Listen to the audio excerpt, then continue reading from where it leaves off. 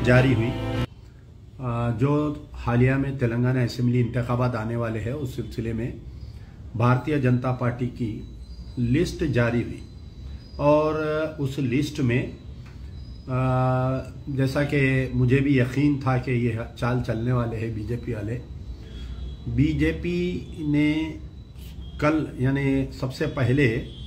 तो जो राजा सिंह है उसका सस्पेंशन और उसको रिवोक किए, और साथ ही उसको जो है गोशा महल के बीजेपी का टिकट का दावेदार भी बना, उसको टिकट का ऐलान किए। तो अब यहाँ पर मैं आपको थोड़ा बतलाना चाह रहा हूँ कि राजा सिंह को बीजेपी यानी बीजेपी का जो पॉलिसी है ये खुल के आ गई। एक तरफ पर नरेंद्र मोदी का जो स्पीचेस रहते हैं कि सबका साथ सबका विकास, यानी सबके देवताओं के बारे में हमको जो है ये एक दूसरे के खिलाफ में नहीं बोलना चाहिए। ये जो मॉरल साइंस पढ़ाती है बीजेपी, वो आज जो है राजा सिंह का सस्पेंशन को रिवोक करने की ये न्यूज़ से ये बिल्ली थैले के बाहर आ गई है।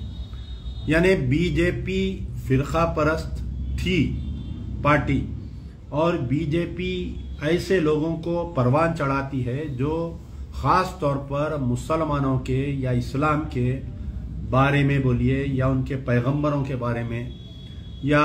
प्यारे नबी सल्लल्लाहु अलैहि वसल्लम की गुस्ताखी जो करते हैं, उनको बीजेपी आगे बढ़ाती है। चाहे वो नुपुर शर्मा की सूरत में रहो, चाहे वो राजा सिंह की सूरत में रहो।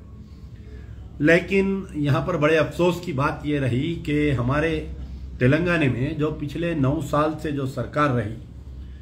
पहले जो टीआरएस थी अब बीआरएस है,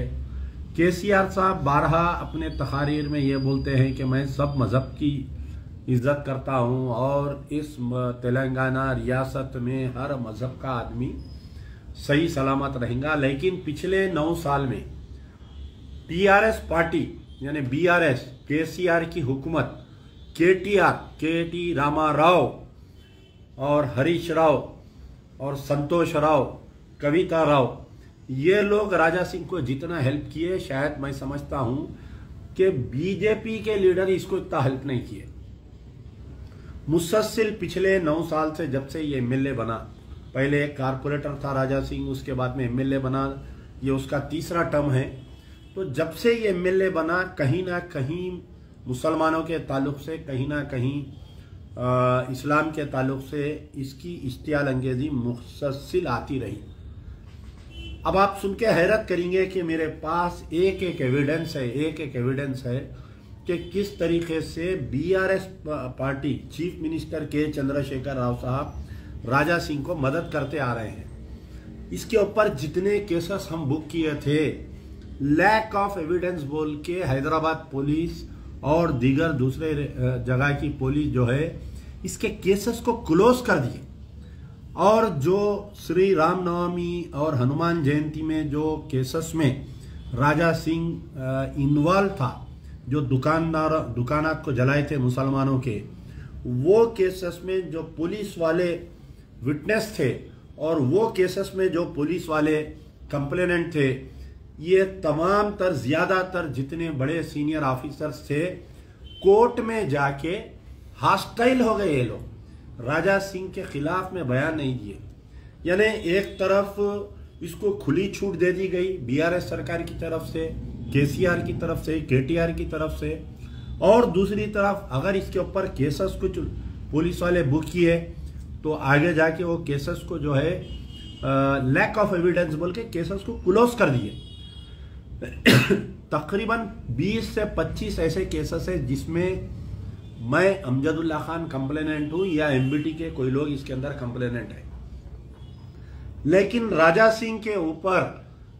केसेस को, हमारे केसेस को भी कम, यानी उमन ऐसा होता कि अगर कोई केस देते तो उसको नोटिस देते, और केस में अगर एविडेंस नहीं रहा तो कोर्ट विल डिसाइड कि वेदर दैट मैटर में एविडेंस है या नहीं है। लेकिन राजा सिंह के केस में ऐसा हुआ कि तेलंगाना पुलिस के आला ओहदेदार,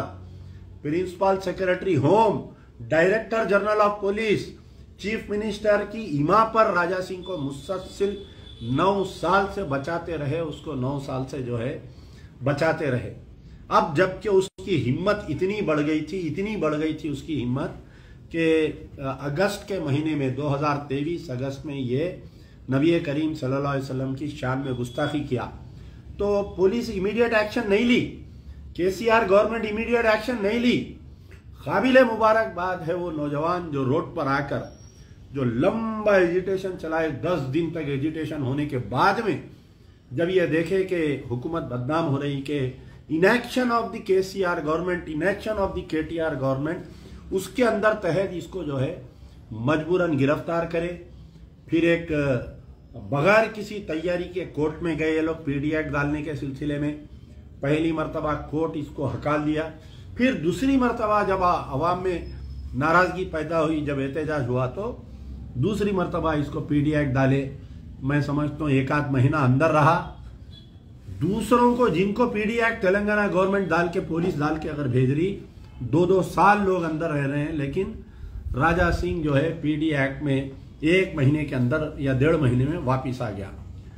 अब उसके बाद में बीजेपी वाले जो राजा सिंह को सस्पेंड किए थे, मैं आपको आज ये अंदर की बात बोल रहा हूँ, ये राज बता रहा हूं मैं आपको कि ये सरकार दो आलम सल्लल्लाहु अलैहि वसल्लम की शान में गुस्ताखी किया या ये मुसलमानों के खिलाफ में बयान दिया बोल के बीजेपी वाले नहीं किए थे इसको सस्पेंड।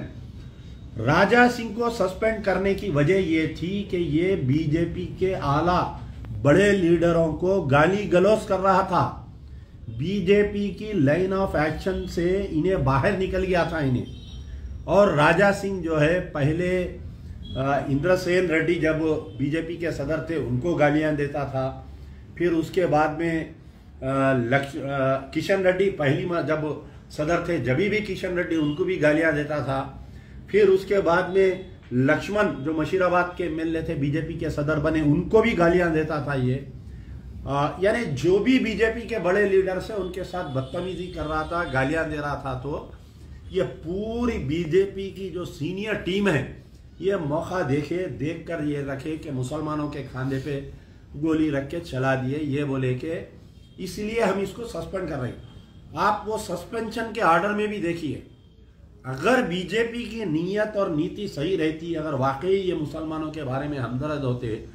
वाकई अगर ये लोग जो सरकार दो आलम सल्लल्लाहु अलैहि वसल्लम की निशान में गुस्ताखी करा बोल के इसको हटाते, तो सिर्फ सस्पेंशन नहीं पार्टी से डिसमिस कर देना था इसको, और आज जो है उसको फिर से रिवोक नहीं करके उसको फिर से टिकट नहीं देना था। लेकिन कहीं ना कहीं ऐसा हुआ कि बीजेपी में ब्राह्मणिकल ऑर्डर और ब्राह्मणी यानी ओबीसी तबके का और ब्राह्मणिकल ऑर्डर का जो झगड़ा चल रहा है बीजेपी में, उसको जो है कहीं ना कहीं ऐसा हुआ कि आज ओबीसी का हाथ भारी हो गया और मजबूरन जो है ये लोग जो है राजा सिंह को दोबारा